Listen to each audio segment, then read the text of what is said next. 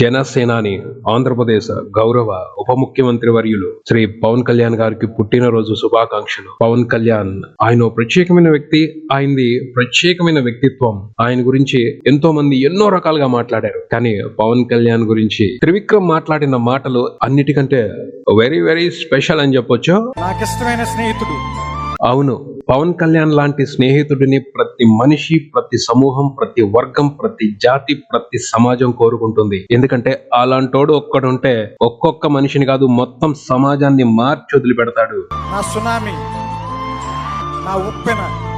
అలాంటి ధైర్యం అందరికీ కావాలి, ప్రతి ఒక్కరికి అవసరం. పవన్ కళ్యాణ్ లాంటి వ్యక్తి తోడుంటే కష్టాలు సునామీ వచ్చి కొట్టుకుపోతాయి, ఉప్పెన విరుచుకుపడి బాధలు తుడిచిపెట్టుకుపోతాయి. నేను దాచుకున్న నా సైన్యం, మనోబలం, ఆత్మవిశ్వాసమే ప్రతి మనిషికి సొంత సైన్యం. ఆ సైన్యానికి పవన్ కళ్యాణ్ భావజాలం ప్రేరణ అయితే ప్రతి అభిమాని లక్షల సైన్యానికి సేనాని. నేను శత్రువు మీద చేసే యుద్ధం. అనుమానమే లేదు, పవన్ కళ్యాణ్ అనే వ్యక్తిత్వాన్ని స్ఫూర్తిగా తీసుకుంటే బయట కనిపించే శత్రువులతోనే కాదు, పైకి కనిపించని శత్రువులతో కూడా యుద్ధం చేసి గెలుస్తానే ఉండొచ్చు.